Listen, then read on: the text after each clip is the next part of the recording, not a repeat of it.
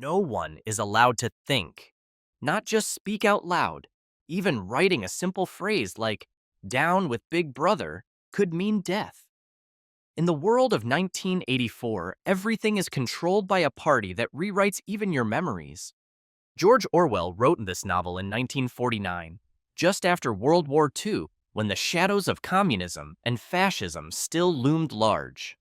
Having experienced the Spanish Civil War and brutal censorship, Orwell imagined a future where freedom was nothing but an empty word.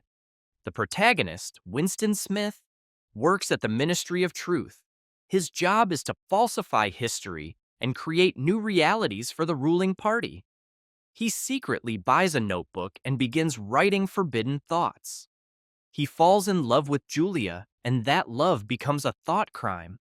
In this society, telescreens are everywhere, devices that broadcast and spy simultaneously. People must smile at them constantly, because even a frown could signal dissent. The book was banned in dictatorships like the former USSR due to its clear parallels with totalitarian regimes. 1984 is one of the best-selling books of the 20th century, with over 30 million copies sold. Animal Farm, published in 1945. By George Orwell, Animal Farm is an allegorical tale about a group of farm animals who overthrow their human owner and decide to govern themselves. The pigs rise to power and gradually build a new system, one even more ruthless than the old dictatorship. The revolution begins with the slogan, "All animals are equal," but ends with the chilling line, "All animals are equal, but some animals are more equal than others." The title itself is bitter irony. A farm meant to symbolize freedom becomes a fortress of pig power. Reactions were mixed. In Britain, some publishers refused to print it during World War II, fearing criticism of the Soviet Union. In countries like the USSR, China, North Korea, and Iran, the book was banned or heavily censored. Animal Farm is about shattered hopes, about how revolutions, when hijacked by tyrants, can turn into nightmares, about the manipulation of language and the rewriting of truth.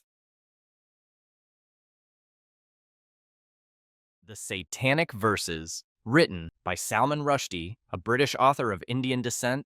The Satanic Verses was published in 1988. The story begins with the explosion of a hijacked plane, from which two characters miraculously survive. Jibril Farishta, a Bollywood actor, and Saladin Chamcha, a migrant voice actor. But that's just the beginning. Jibril starts to believe he's truly the angel of revelation, while Saladin transforms into a demonic figure. These metamorphoses unfold through dreams and hallucinations, reimagining episodes from the life of the Prophet Muhammad, narratives that sparked outrage among millions of Muslims worldwide. The title refers to the legend of the Quranik, a controversial historical account suggesting that certain verses recited by the Prophet were later claimed to be inspired by Satan. Rushdie weaves this myth into the story, using characters that resemble the Prophet, his wives, and companions. These parallels led many to view the book as deeply offensive. The backlash was fierce. In Iran, Ayatollah Khomeini issued a fatwa calling for Rushdie's death. In Japan, the book's translator was murdered. Bookstores were firebombed in several countries. Rushdie spent years in hiding under British police protection. The Da Vinci Code, published in 2003, The Da Vinci Code by Dan Brown, shook the literary world like a cultural wave, not just for its gripping mystery, but for its bold confrontation with religious beliefs, reinterpretation of sacred history, and provocative questions about faith, power, and truth.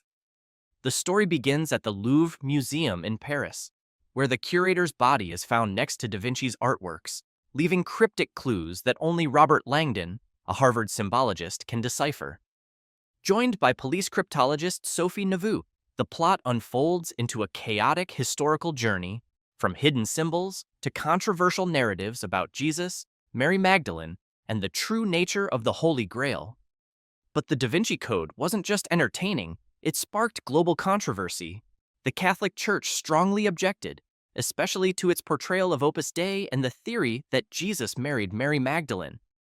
The book was banned or heavily censored in countries like Lebanon, Jordan, Egypt, and Iran. The Communist Manifesto. Published in 1848 by Karl Marx and Friedrich Engels, the Communist Manifesto was born amid Europe's rising the labor movements. Though compact in length, it struck like a spark, igniting revolutionary fires that would blaze across continents. Its opening line, "The history of all hitherto existing society is the history of class struggles," reads like a poetic political declaration. Not just a diagnosis, but a summons. But that's just the beginning. The title refers to a manifesto for a party that hadn't yet fully formed, but would later become a global force. Marx lays out a structural view of society, dividing it into two main classes: the bourgeoisie, owners, and the proletariat, workers. He explores themes of property, exploitation, and capitalist order, arguing that struggle isn't a symptom, it's the natural rhythm of history. Reactions were explosive.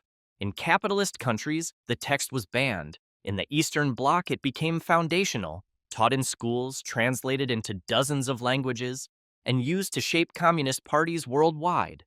The Communist Manifesto is about structural injustice, about a class that labors endlessly, yet receives the smallest share, about how history can be written from the perspective of the haves, or from the eyes of the have-nots. Mein Kampf. Written by Adolf Hitler in 1925, partly in Landsberg prison, partly after his release, Mein Kampf is a mix of autobiography, political manifesto, and ideological justification. Hitler recounts his childhood, World War I experiences, and political rise, then lays out his racial theories, nationalism, and critique of democracy. The title reflects his personal mission to rebuild a new Germany from the ruins of the Weimar Republic. With extreme views on Jews, Marxism, and liberalism, Hitler lays the ideological foundation for Nazism. Parts of the book became operational blueprints for propaganda, military expansion, and aggressive foreign policy. Reactions were polarized from the start. In Nazi Germany, it became a quasi-sacred text, given as wedding gifts and stocked in libraries. After World War II, due to its hateful content, it was banned in many countries. The copyright was held by the state of Bavaria, which blocked its republication for decades. Mein Kampf is about personal grievances turned into collective ideology. Share your thoughts with us, and don't forget to like and subscribe to our channel.